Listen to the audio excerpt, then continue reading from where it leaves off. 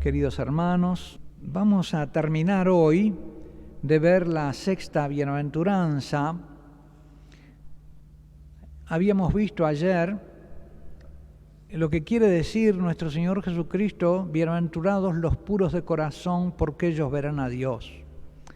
Y habíamos entonces meditado a la luz de las Sagradas Escrituras qué entiende Jesús, qué entienden las Sagradas Escrituras por corazón y por pureza, la pureza del corazón. Y habíamos visto también cómo Jesús es el puro de corazón, el manso y humilde, pero también el puro de corazón. Y cómo Jesús viene y corrige con su doctrina y con su vida las concepciones acerca de la pureza que tenía el pueblo de Israel y el Antiguo Testamento. Y Jesús nos enseñó que son las cosas del corazón las que hacen puro o impuro al hombre. Recuerdan ustedes, es del corazón que salen los malos deseos. Esos deseos a los que apunta la justicia filial. La ley se fija más bien en lo exterior, en las obras. La justicia filial va mucho más al corazón. Entonces, ese corazón puro de los hijos es el que hace aptos para ver al Padre, para ver a Dios. Jesús nos ponía en guardia, hemos visto también, contra ese principio de impureza del corazón que es la levadura de los fariseos, y es el sacar gloria de las cosas de Dios para sí mismo. Habíamos visto también cómo el pecado de lujuria, de fornicación, es especialmente un impedimento para ver las cosas del Espíritu. Hace particularmente ciego para las cosas de Dios. Y nos queda por ver entonces de esta bienaventuranza la promesa. ¿Qué se le promete a los que viven con un corazón puro, a los que viven como hijos, a los que en sus obras reflejan la perfección del Padre, la santidad del Padre, la misericordia del Padre? Jesús nos podía haber dicho también: sed puros de corazón como vuestro Padre Celestial es puro. Él nos ha recomendado ser perfectos como el Padre Celestial, ser misericordiosos como el Padre Celestial, ser santos como el Padre Celestial. También la medida de la pureza del corazón del Hijo, de Jesús y del que quiera vivir como Él, es la pureza del Padre, en el que no hay sombra ni mancha de imperfección, de maldad, de tristeza, de desamor. El Padre es todo amor, toda felicidad y gozo. Por lo tanto, se exige como una especie de semejanza para poder ver. Si no hay esa semejanza con el Padre, no se ve, no se lo conoce. Así como la piedra no me ve porque no es semejante a mí, y aunque el animal me vea, no me comprende todavía en mi condición de persona, porque no es persona, me conoce y me ve, pero como animal. Y también, incluso los que no son semejantes a mí, no acaban de conocerme bien. Hay esas diferencias culturales que son barreras para el conocimiento, las barreras del idioma, que son barreras para el conocimiento. Se exige una semejanza para que haya un conocimiento perfecto. Y al mismo tiempo, el conocimiento nos va asemejando. Bienaventurados los puros, porque verán al que es puro. Esa pureza empieza ya ahora con la fe, la que nos hace justos, porque la fe en Jesús nos justifica, nos hace justos y por lo tanto nos permite conocer al Dios que sin fe es imposible conocer. De modo que nuestra fe es el modo más perfecto que tenemos en esta vida de conocer a Dios, de conocer al Padre. Lo conocemos por la fe en su Hijo Jesús. Entramos en ese conocimiento. Diríamos que la fe purifica nuestro corazón, Por eso en el bautismo la fe perdona los pecados. La fe ilumina y perdona los pecados. El que se bautiza no tiene necesidad de confesarse de su vida pasada, de lo que hizo en el tiempo de su ignorancia y de su lejanía. La fe purifica totalmente su corazón. Es como si fuera la inversa. Bienaventurado el que conoce a Dios porque se le purifica el corazón. Es como si fuera al revés, la bienaventuranza. Veamos pues la promesa. Ellos verán a Dios. ¿Qué significa? ¿Cómo es que lo vemos? ¿Lo vemos con los ojos del cuerpo? ¿Lo vemos solo con...? Él es espíritu, por lo tanto, ¿lo podemos ver físicamente? ¿Cómo es que Jesús, verdadero hombre, glorificado en la gloria, ve al Padre? Porque de esa manera lo veremos nosotros también. ¿Cómo es que lo ve al Padre? Lo ve sin duda con una visión como hijo, lo conoce en el Espíritu perfectamente, ¿verdad? En su visión divina. Pero ahora nos estamos refiriendo a la visión humana del Jesús resucitado. Por supuesto que lo ve con su espíritu, ¿no? Hay algo de misterioso en eso, pero nos hacemos esas preguntas para suscitar en nosotros el deseo de saber, de conocer estos misterios, de conocer la herencia que se nos promete, la bienaventuranza y la dicha que es nuestra herencia como hijos de Dios y vivimos como hijos, para encender en nosotros el deseo de vivir como tú, Jesús, y de tener la bienaventuranza que tú tienes junto al Padre y que prometes a los que vivan como tú. El verán a Dios, que promete la bienaventuranza que estamos comentando, es sinónimo de conocer a Dios. Lo verán, es decir, lo conocerán. Pero con un conocimiento directo, nosotros decimos intuitivo, no con el conocimiento racional, deductivo, sino con una evidencia espiritual directa, de espíritu a espíritu.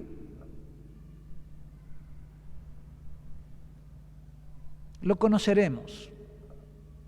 Bienaventurados los puros de corazón, porque conocerán a Dios, conocerán al Padre. Cuando se dice Dios así en la Sagrada Escritura, en el Nuevo Testamento, podemos sustituir siempre por la palabra el Padre.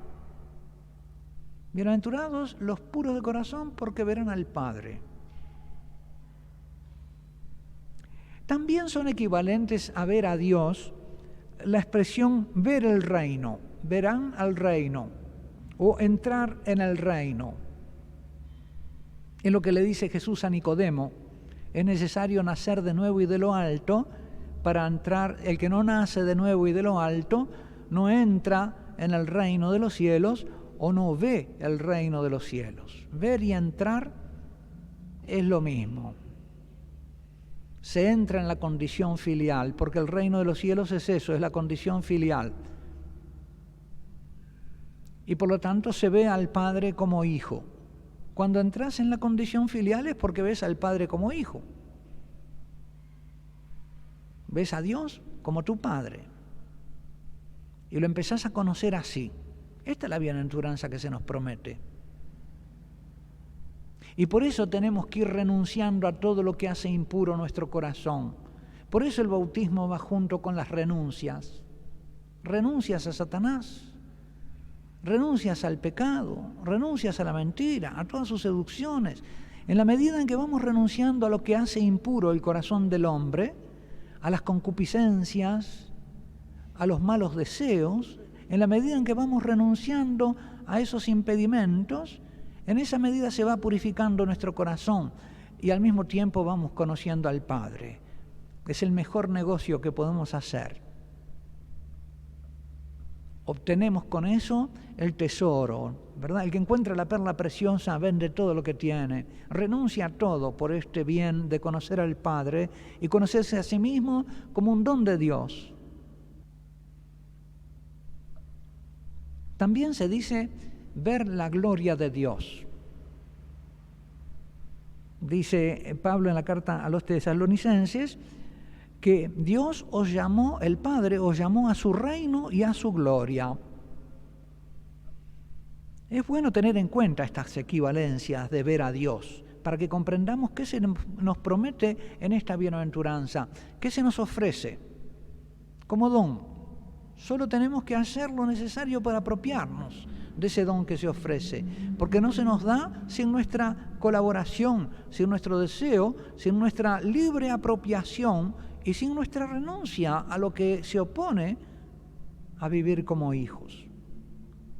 Hay una íntima relación entre la filiación, el ser hijo, y la visión o el conocimiento del Padre. El que ve al Padre no peca, dice la Escritura. Y el que peca no conoce al Padre. Claro, porque si lo conoce como hijo, ¿cómo va a ser lo que le desagrada al Padre? Imposible. Si es hijo, nunca va a hacer lo que le desagrada al Padre. Y si hace lo que le desagrada al Padre es porque no le importa que le desagrade y por lo tanto no es hijo. Lo que se pierde. Aquí ya no estamos a nivel de la ley, aquí estamos a nivel de lo que nos perdemos. Te perdés el ser hijo si no te importa lo que al Padre le agrada o desagrada. Estás teniendo un corazón que no es de hijo, y esa es la desgracia de tu corazón. Si no te importa el querer del Padre, si no te importa el deseo del Padre, la voluntad del Padre, no estás siendo hijo. Te lo perdés, todavía no estás siendo cristiano en el fondo. Podrás de repente seguir siendo un buen fariseo, un buen escriba que cumple la ley, que si no la cumple se siente culpable, pero ¿por qué? Por la ley. Acá Jesús nos habla de otra cosa. ¿Qué nos ofrece? No, en ningún momento dice no serás culpable. Nos ofrece la filialidad, el don de ser hijo, la bienaventuranza, la participación. ¿Por qué qué es la bienaventuranza? Lo hemos dicho ayer. Es la felicidad que Dios mismo tiene y que participan aquellos que la reciben por filiación, por generación. Así como participamos de esta vida física por generación, porque nuestros padres nos la comunicaron, semejante a la que ellos tenían y por comunicación de vida, así la bienaventuranza es una participación en la vida del Padre por generación, por divina regeneración. Te engendra, te comunica su vida, y su vida es amor divino y bienaventuranza eterna. Eso nos ofrece Jesús.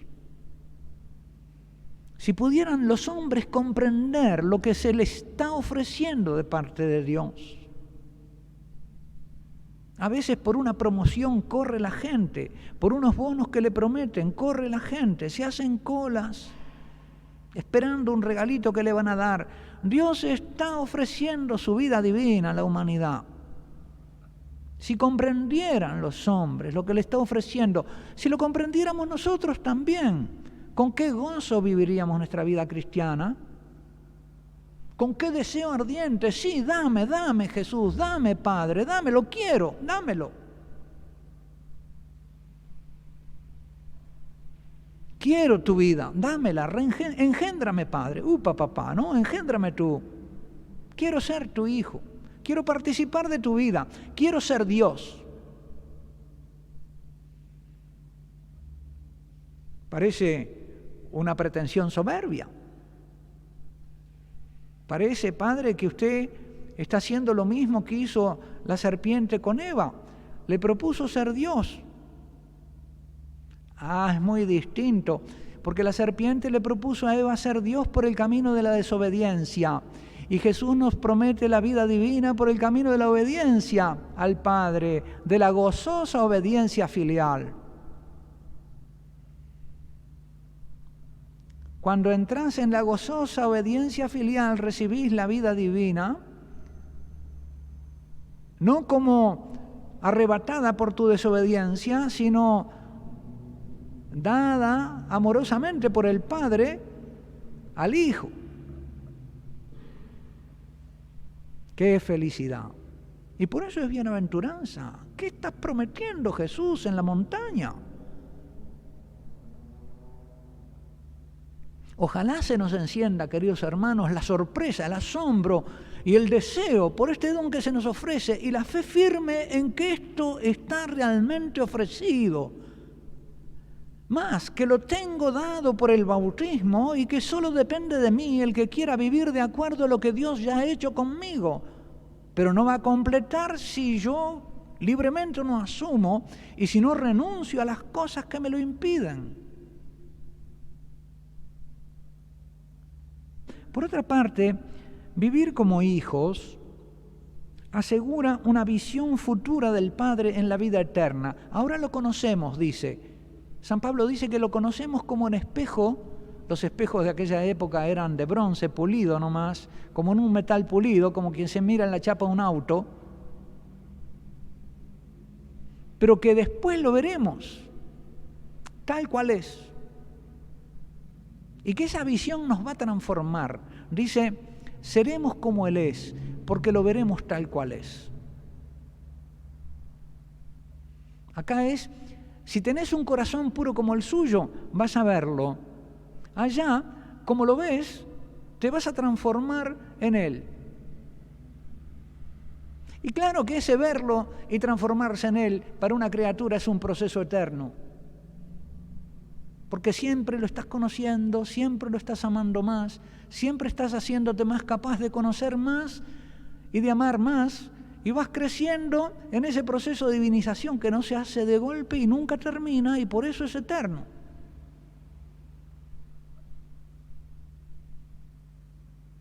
Será amar y más amar, sin fin. Con un amor que te hace capaz cada vez más de amar más, porque Dios es sed eterna de tu amor. Si Dios es amor, Dios es sed eterna de amor, porque el amor quiere ser correspondido. Por lo tanto, el amor es sed de amor. Dios es amor, Dios es sed de tu amor. ¿Se lo decimos?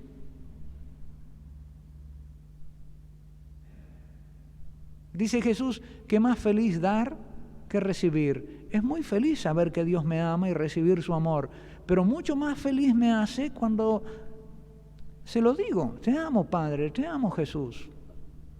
Qué bueno poder amar a Jesús, amar al Padre y podérselo decir y poderlo hacer feliz diciéndoselo. ¿Es posible hacer más feliz a Dios de lo que es? Parece que sí. ¿Para qué me creó?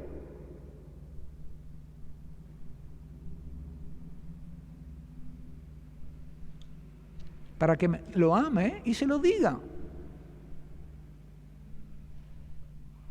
Hagamos ejercicio de confesar y de profesar nuestro amor a Dios, de decírselo. Te amo, Dios mío. Haceme capaz de amarte más. Tú que eres sed de amor, pon en mí una fuente viva de amor con tu Espíritu Santo y ven a beber en mí el amor del que tú eres sed divina y eterna. Y seremos felices amándome tú y amándote yo a ti, y recibiendo de tu amor para dártelo. Esta es la bienaventuranza que nos promete Jesús. Y el que tiene el corazón impuro no puede ver esta bienaventuranza. Desde afuera le parece aburrido.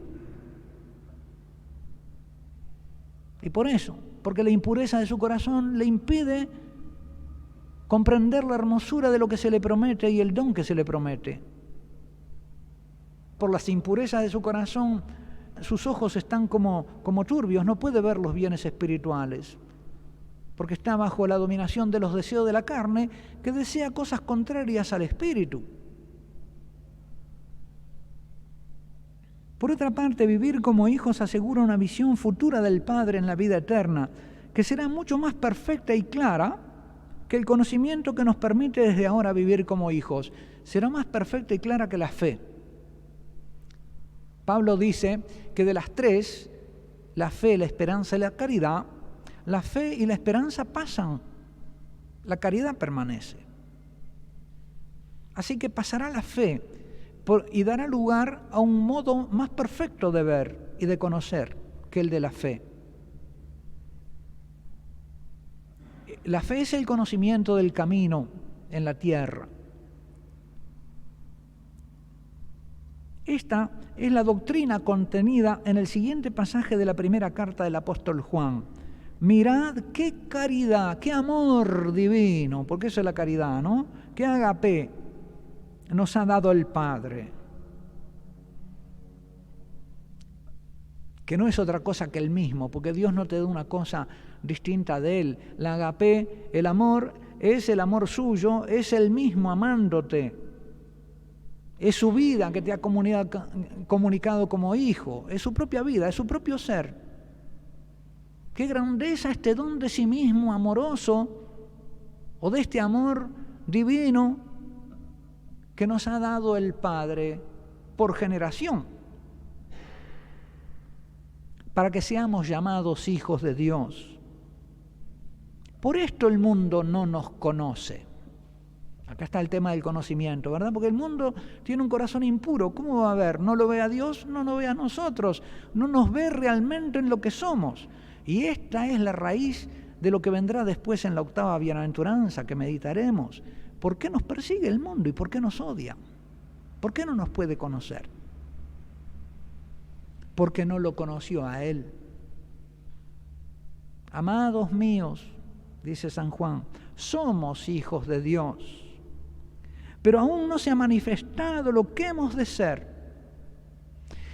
Nuestra condición de ser hijos de Dios es algo que es objeto de fe.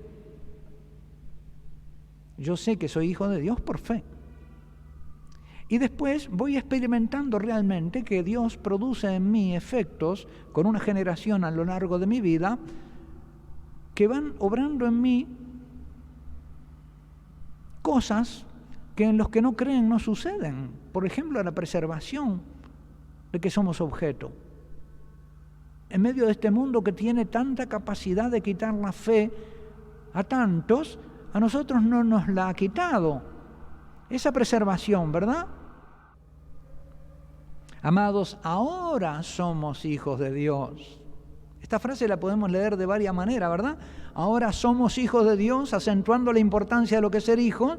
Y también el ahora somos hijos, ya desde ahora somos hijos de Dios, acentuando el ahora. Ya lo somos. Y la primera y la octava bienaventuranza lo reafirman porque dice, bienaventurados los pobres de espíritu, porque de ellos es el reino de los cielos. Y bienaventurados los perseguidos, porque de ellos es el reino de los cielos. Vuelve a repetir lo mismo, ya tenemos el reino de los cielos, ya estamos en la condición filial. Ya tenemos en el corazón el upa papá, la confianza infantil en el Padre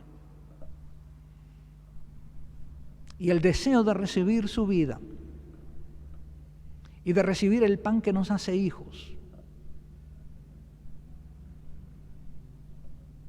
Pero sabemos que cuando Él se manifieste, seremos semejantes a Él porque lo veremos tal como Él es. Esta manifestación pienso que se refiere a la manifestación de nuestro Señor Jesucristo. Cuando Él se manifieste en gloria, ahí será completa nuestra identificación con Él porque lo veremos tal cual es en su condición al mismo tiempo divina y humana. Lo veremos en su gloria. Lo veremos de alguna manera como en atisbo se le manifestó a los discípulos en el monte de la transfiguración. Como dejando aparecer a través de su humanidad la gloria divina. Y entonces también en nuestra humanidad resplandecerá la gloria divina. Lo veremos tal cual es porque seremos semejantes a Él. Y todo aquel que tiene esta esperanza, prosigue San Juan, que tiene esta esperanza en Él, esta esperanza de que somos hijos de Dios y llegaremos a serlo, se purifica a sí mismo. Acá tienen la purificación que corresponde a esta bienaventuranza. Los puros de corazón verán a Dios. Pero aquí es como la esperanza de ver nos hace purificar. Se purifica a sí mismo así como Él es puro. No con cualquier pureza, o no como se entiende la pureza, sino como Él es puro. Por eso ayer hablábamos de esta pureza de la cual Jesús es el modelo, el intérprete en su vida y en su doctrina. Todo aquel que comete pecado infringe también la ley. Noten este también. El que hace lo que no le gusta al padre también infringe la ley. Pero lo grave para un hijo no es tanto la infracción de la ley, que refleja la voluntad del padre, sino el desagrado mismo del padre.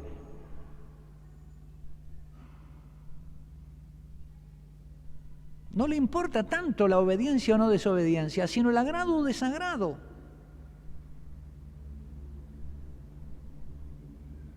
No teme tanto al castigo ni a la culpa de haber infringido la ley.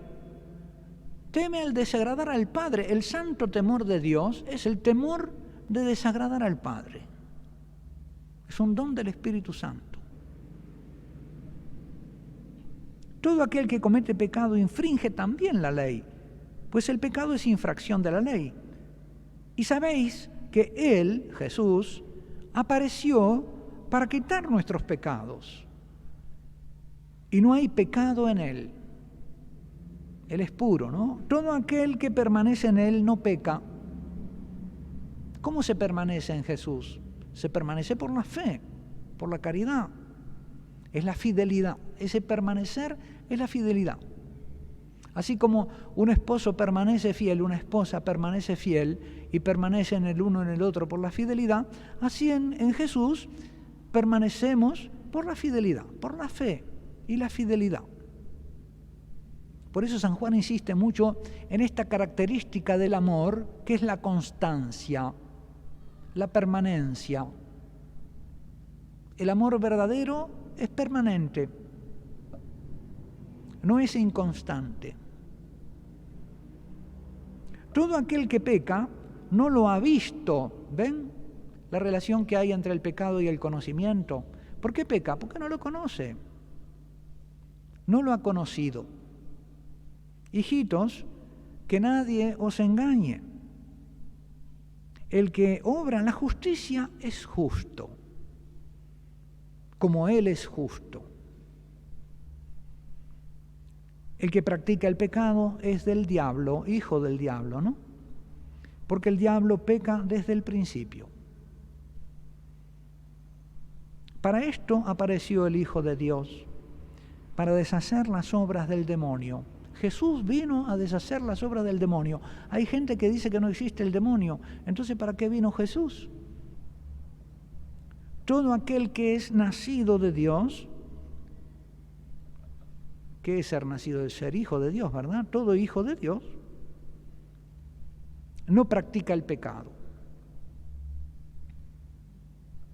Porque la simiente de Dios, los hijos de Dios, no aquí la simiente tiene, más bien parece un sentido colectivo, todos los que son hijos de Dios, la iglesia, que está también desparramada y dispersa como la simiente, permanece en Él y no puede pecar porque es nacido de Dios.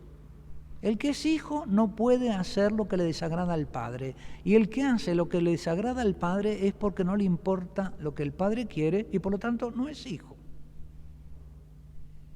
Aquí se trata de comprobar hechos, y es lo que está haciendo San Juan en su carta. Está a nivel de la comprobación de hechos, y por eso lo repite de diversas maneras.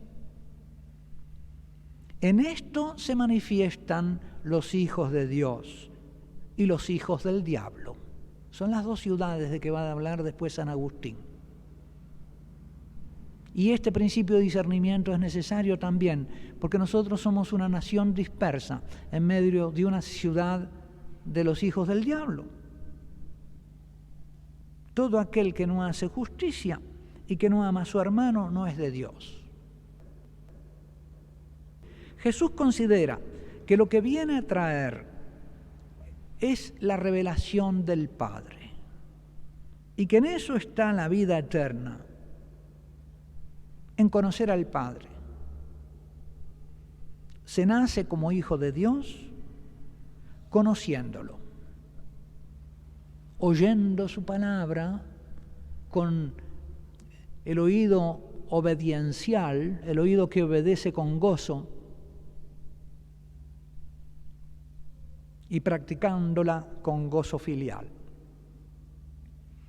En aquella misma hora Jesús se regocijó en el Espíritu, se llenó de gozo, dice que se estremeció de gozo en el Espíritu y dijo, es decir, el gozo del Espíritu penetró toda su condición humana, toda su carne y regocijó a su carne. Porque eso nos está prometido, un regocijo del Espíritu que regocija también la carne, mejor que cualquier otro regocijo, que beatifica a la carne también.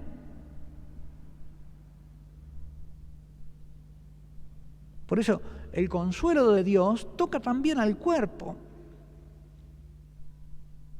Y dijo, yo te alabo, Padre, Señor del cielo y de la tierra. Lo dijo regocijado, lo dijo transido del gozo celestial, del gozo del Espíritu. Jesús estaba contento con esto, vibraba de contento con esto. Alababa al Padre como la mejor obra por esto, porque tú has revelado estas cosas a los pequeños. Y él era pequeño, aprended de mí que soy manso y humilde de corazón. Él era pequeño, el hermano mayor de los pequeñitos. Mis discípulos, decía, mis pequeños, mis hermanitos míos pequeños. Escondiste estas cosas a los sabios y entendidos, a los que se creen sabios y entendidos, a los que están llenos de una ciencia que hincha y parece gordura, pero es hinchazón. Parece salud, puramente en apariencia, pero es enfermedad, es inflamación. Ocultaste estas cosas a los sabios. Así la pone San Pablo, la ciencia vana, esa que hincha, dice, infla. Parecen que están sanos y bien. No, esto es puro hinchazón. Y las has revelado a los pequeños. Sí, Padre, porque así te agradó. La pureza de corazón va junto con la infancia espiritual. Todas las cosas me fueron entregadas por el Padre. Jesús se reconoce como que el Padre le ha dado todo. ¿Qué experiencia era esta de Jesús? La de saber que el Padre le había dado todo. Cuando exteriormente se lo veía como un aldeano que no tenía ni letras, ¿de dónde sacó esto? Y vivía como oculto en Nazaret. Y se decían que era un loco.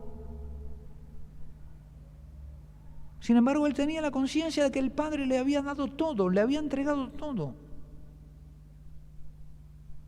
Y nadie conoce quién es el Hijo sino el Padre.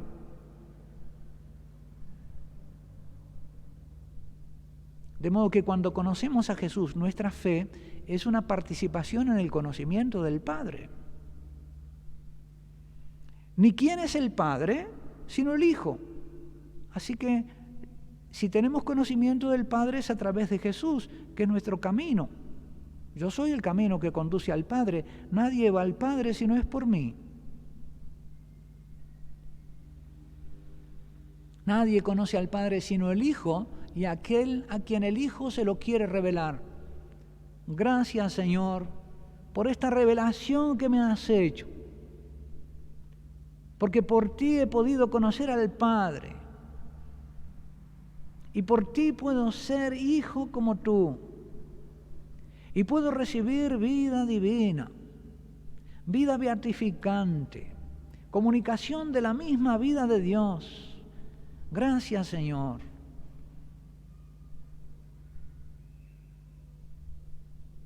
Y volviéndose a los discípulos, les dijo, aparte, es lo que Jesús nos dice ahora, a nosotros, que estamos aquí, aparte. El mundo está afuera. Hay muchos que creen y no están acá, gracias a Dios, pero acá están los que Él llamó esta tarde, y ahora lo que Él dice, lo va a decir a ustedes. ¿Qué dice? Los llamó aparte, los trajo hoy aquí aparte. Por el llamado de Él están acá. ¿Y qué tiene para decirles? Bienaventurados los ojos que ven lo que vosotros veis. ¿Qué? ¿Las columnas del templo? No, que estamos viendo y conociendo estos misterios, que conocemos al Padre. Bienaventurados los puros de corazón, porque conocerán al Padre. Porque os digo que muchos profetas y reyes desearon ver lo que vosotros veis y no lo vieron, y oír lo que vosotros oís y no lo oyeron. Gracias, Jesús. Qué bienaventuranza la nuestra. Gracias, Padre, por habernos llamado a la vida en este tiempo pleno, pleno de verdad, de revelación del misterio, del hombre y de Dios. Somos bienaventurados. Vamos a creer la palabra que Jesús nos dice. De repente alguno acá no se siente bienaventurado y dice, no es algo que yo experimente esta bienaventuranza. ¿Puedes creerla? ¿Puedes creerle a Jesús? Al fin y al cabo, tampoco sabemos, sino por fe, que Jesús está aquí. Si nos pusiéramos a dudar, pero estará realmente, no estará realmente, parece como que su presencia se esfuma. Sin embargo, cuando creemos en Él, por la fe, Él actúa en nosotros poderosamente. Nuestra fe le suelta las manos para actuar a Jesús, como en Nazaret. Cuando fue a Nazaret dice que no pudo hacer allí muchos milagros porque no creían en Él. Como que nuestra fe le suelta las manos al poder divino para actuar poderosamente en nosotros. Si después de una vida de fe miramos lo que la fe ha producido en nuestra vida, nos maravillamos.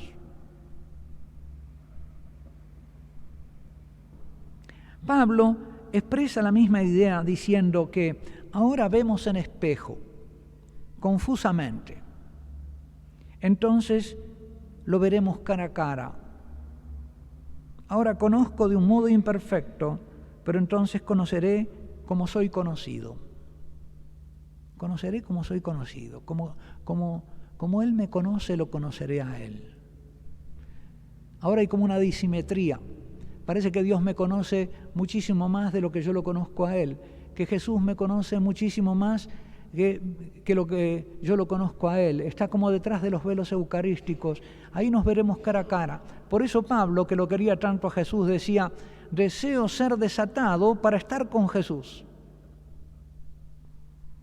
A la luz de estos textos es posible afirmar que la fe es la pureza del corazón filial en esta vida, que nos asegura la visión plena en la vida futura. Hagamos una pausa, queridos hermanos, para meditar estos textos bíblicos y estas verdades tan hermosas, y para darnos el tiempo de decirle a Jesús que creemos esta palabra suya y que nos podamos alegrar en la fe de lo que Dios ha obrado en nosotros y somos, y en lo que estamos llamados a hacer mucho más gloriosamente en la medida en que nos tomamos con fe nuestra condición de hijos y nuestra vocación de hijos. Que así sea.